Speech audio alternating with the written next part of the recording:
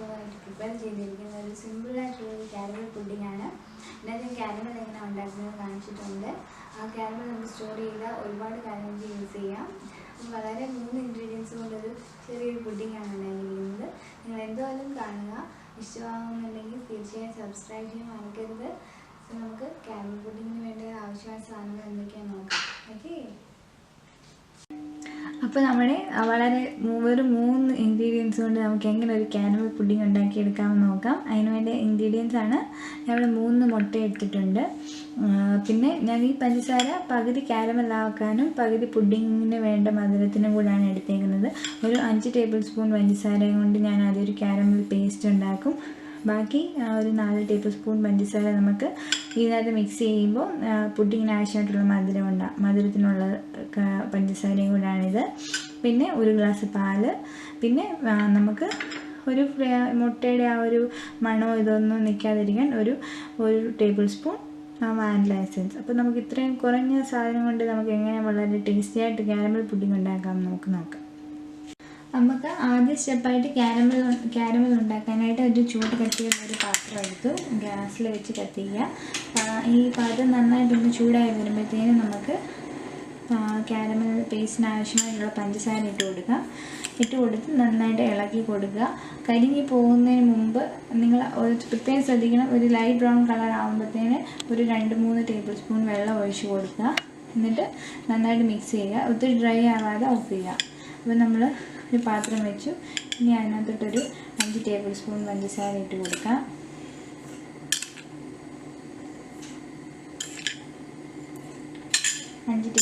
പഞ്ചസാര ഇട്ടു. ഇത് ഒരുപാട് കൂട്ടി വെക്കരുത്, കുറച്ചിട്ടാൽ മതി. ഇനി ഇത് നന്നായിട്ട് ഇളക്കി കൊടുക്കുക.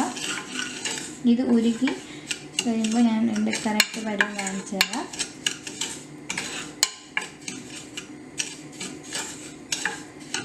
പ്രത്യേകം ശ്രദ്ധിക്കണം, തീ ഒരു ലോ ഫ്ലെയിമിലിട്ട് കാരമൽ പേസ്റ്റ് ഉണ്ടാക്കാൻ നിങ്ങൾ തുടങ്ങാവുള്ളൂ, അല്ലെങ്കിൽ പഞ്ചസാര കരിഞ്ഞു പോകും.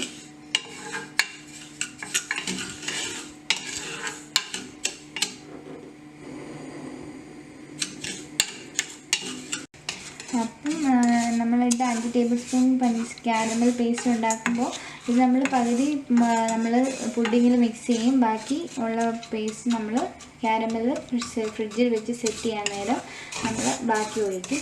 അപ്പോൾ ഇവിടെ പഞ്ചസാര പതിയെ ഉരുകി തുടങ്ങിയിട്ടുണ്ട്. പ്രത്യേകം ശ്രദ്ധിക്കുക, തീ ഒരുപാട് കൂട്ടിയിടരുത്.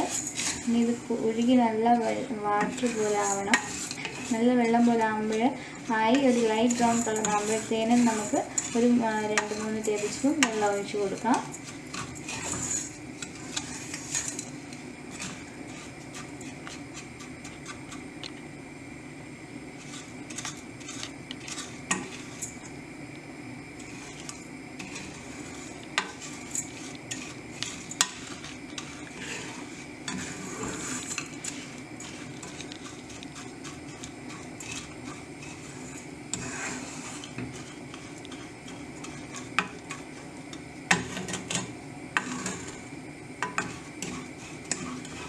ഇപ്പോൾ പഞ്ചസാര നന്നായിട്ട് ഉരുകി റെഡിയായിക്കൊണ്ടിരിക്കുന്നു.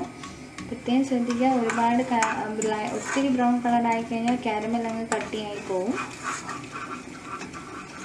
തീ ലോ ഫ്ലെയിമിലിടുക, കംപ്ലീറ്റ് ലോ ഫ്ലെയിമിലാക്കുക.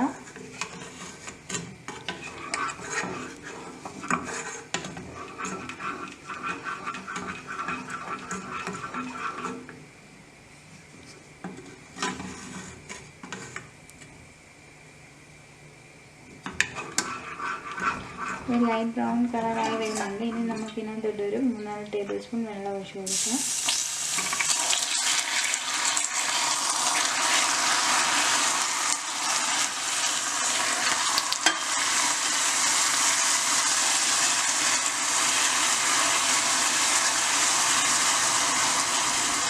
അത് നന്നായിട്ട് മിക്സ് ചെയ്യുക.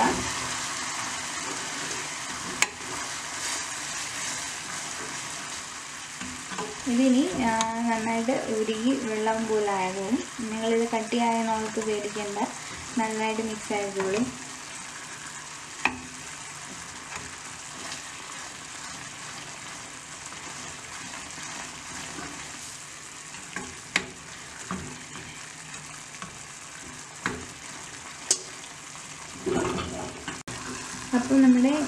പേസ്റ്റ് ഇവിടെ റെഡി ആയിട്ടുണ്ട്. ചെറിയ കട്ടിയായിട്ട് വന്നത് നന്നായിട്ട് അലിഞ്ഞ് മിക്സ് ആവുന്നുണ്ട്. അപ്പോൾ നമുക്കിത് ഇനി തീ ഓഫ് ചെയ്തിട്ട് നമുക്ക് ഈ കാരമൽ പേസ്റ്റ് മാറ്റി വയ്ക്കാം. ഇത് നന്നായിട്ട് ആറിയതിന് ശേഷമേ നമ്മൾ പുഡിങ്ങിൽ യൂസ് ചെയ്യാവുള്ളൂ.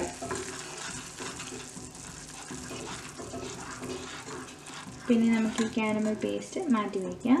നമുക്ക് പുഡിങ് ഉണ്ടാക്കാൻ തുടങ്ങാം.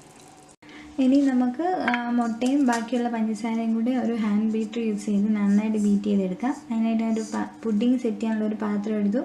അതിനകത്തൊരു 3 മുട്ട പൊട്ടിച്ച് ഒഴിക്കാം.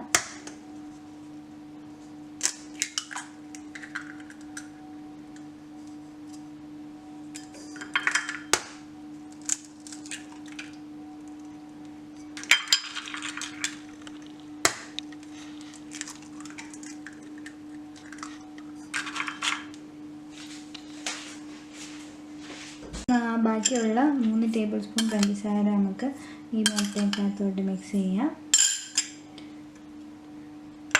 എന്നിട്ട് നമുക്കൊരു ഹാൻഡ് ബീറ്റർ യൂസ് ചെയ്ത് ഇത് നന്നായിട്ട് ബീറ്റ് ചെയ്തെടുക്കാം.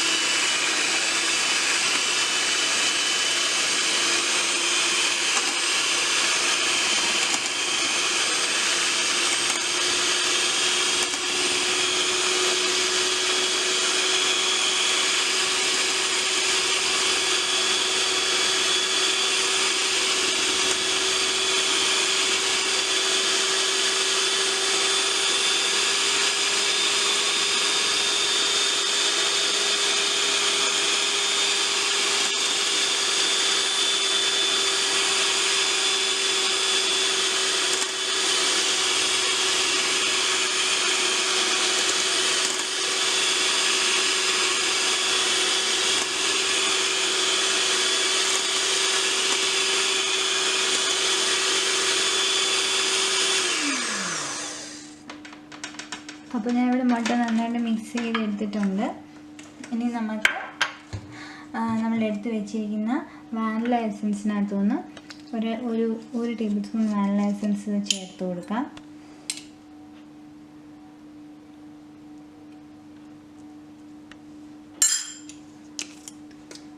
അത് നന്നായിട്ട് മിക്സ് ചെയ്യാം.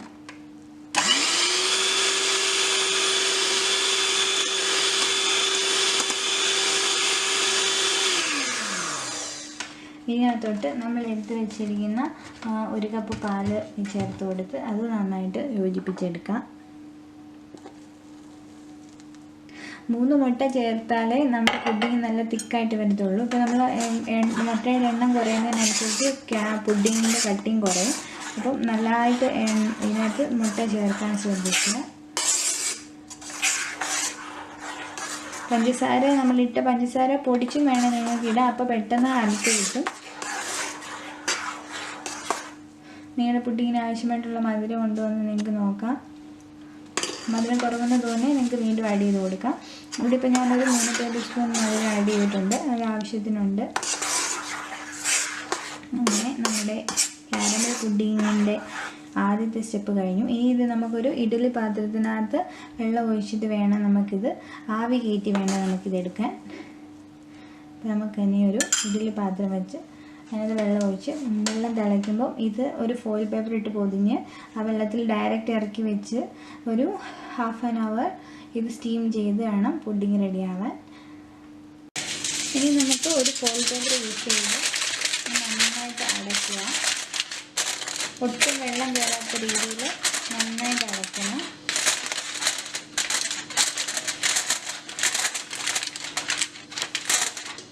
ഇത് ബാക്കിയുള്ള പോർഷൻ ഒഴിച്ച് മാറ്റാം.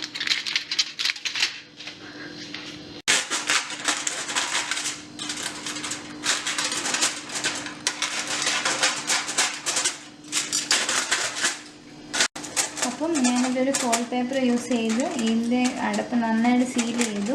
ഇതിന് പറ്റിയ അടപ്പുണ്ടെങ്കിൽ അതായാലും മതി. അപ്പോൾ ഇനി നമുക്ക് ഒരു ഇഡ്ഡലി പാത്രം വെച്ച് വെള്ളം തിളപ്പിക്കാം. വെള്ളം തിളയ്ക്കുമ്പോൾ നമുക്കിത് ഇറക്കി വെച്ച് സ്റ്റീം ചെയ്തെടുക്കാം.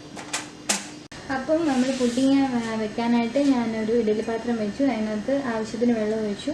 ഇനി വെള്ളം തിളയ്ക്കുമ്പോൾ നമുക്ക് ഈ തട്ട് വെച്ചിട്ട് അതിൻ്റെ മുകളിൽ പുഡിങ്ങിൻ്റെ പാത്രം ഇറക്കി വെച്ച് നന്നായിട്ട് ടൈറ്റായിട്ട് അടച്ച് ഒരു ഹാഫ് ആൻ അവർ സ്റ്റീം ചെയ്തെടുക്കണം. അപ്പം ഞാൻ ഈ തട്ട് അങ്ങോട്ട് ഇടുവാണ്. ഇനി വെള്ളം തിളയ്ക്കുമ്പോഴത്തേന് നമുക്ക് പുഡിങ്ങിൻ്റെ പാത്രം ഇറക്കി വയ്ക്കാം. അതിന് വേണ്ടി ഒന്ന് വെയിറ്റ് ചെയ്യാം നമുക്ക്. അപ്പം നമ്മൾ ഇഡ്ഡലി പാത്രത്തിൻ്റെ വെള്ളം നന്നായിട്ട് തിളച്ചിട്ടുണ്ട്. ഇനി നമുക്ക് പുഡിങ്ങിൻ്റെ പാത്രം ഇറക്കി വയ്ക്കാം. ഇനി അതിൻ്റെ അടപ്പ് ഉപയോഗിച്ച് നല്ലതായിട്ട് മുറുക്കി അടയ്ക്കുക. അപ്പം ഒരു ഹാഫ് ആൻ അവർ ഇത് ഇങ്ങനെ ഇരുന്ന് സ്റ്റീമായി കുക്കായി വരണം. അപ്പം നമുക്ക് അതുവരെ വെയിറ്റ് ചെയ്യാം. അപ്പം ഞാനിവിടെ 35 മിനിറ്റ്സ് ഓൾമോസ്റ്റ് ആയപ്പോഴത്തേന് ഇഡ്ഡലി പാത്രം തീ ഓഫ് ചെയ്തു. ഇഡ്ഡലി പാത്രം ജസ്റ്റ് ഒന്ന് ചൂട് പോയതിന് ശേഷം ഞാനൊന്ന് തുറന്ന് നോക്കുവാണ്. നമുക്ക് നോക്കാം പുഡിങ് റെഡി ആയിട്ടുണ്ടോ എന്ന്. ഇനി നമുക്ക് ഒരു ടൂത്ത് പിക്കും കൊണ്ട് കുത്തി നോക്കാം. ടൂത്ത് പിക്ക് നല്ല ക്ലിയറായിട്ട് വരുന്നുണ്ടെങ്കിൽ പുഡിങ് റെഡി ആയിട്ടുണ്ടെന്നാണ് അതിൻ്റെ അർത്ഥം. അപ്പോൾ നമ്മുടെ പുഡിങ് റെഡി ആയിട്ടുണ്ട്. ഇനി ഇത് നന്നായിട്ട് ആറിയതിന് ശേഷമേ ഇത് ഫ്രിഡ്ജിൽ വയ്ക്കാവുള്ളൂ. ഇതിൻ്റെ ഈ സൈഡിൽ വിറ്റ് പോയെന്നല്ല, നമുക്ക് ഇതിന് ആറിയതിന് ശേഷം നമ്മളിത് കമത്തി ഇടുമ്പോഴാണ് ഇതിൻ്റെ എക്സാക്ട് ഷേപ്പ് വരുന്നത്. പിന്നെ നമുക്ക് ആറിയതിന് ശേഷം ഫ്രിഡ്ജിൽ വെച്ചതിന് ശേഷം സെറ്റ് ചെയ്ത് പ്ലേറ്റിലോട്ട് മാറ്റുമ്പോൾ നമ്മൾ റെഡിയാക്കി വെച്ചിരിക്കുന്ന കാരമൽ പേസ്റ്റും ചേർത്ത് നമുക്ക് പുഡിങ് സെറ്റ് ചെയ്യാം. അങ്ങനെ നമ്മുടെ കാരമൽ പുഡിങ് ഇവിടെ റെഡി ആയിട്ടുണ്ട്. നിങ്ങൾക്ക് ഇഷ്ടമുള്ള ഏത് പാത്രത്തിൽ വേണമെങ്കിലും സെറ്റ് ചെയ്യാം. വളരെ ഡെക്കറേറ്റ് ചെയ്തൊക്കെ നിങ്ങൾക്ക് ഗസ്റ്റിനൊക്കെ കൊടുക്കാം. ഞാനിവിടെ ഒരു ചെറിയ വൈൻ ഗ്ലാസ്സിലാണ് കാരമൽ പുഡിങ് സെറ്റ് ചെയ്തിരിക്കുന്നത്. അത് നിങ്ങൾ തീർച്ചയായും ട്രൈ ചെയ്ത് നോക്കുക. വളരെ ടേസ്റ്റിയാണ്. വേറെ 3 ഇൻഗ്രീഡിയൻസേ ഉള്ളൂ. അപ്പോൾ thanks for watching. Rima's taste make.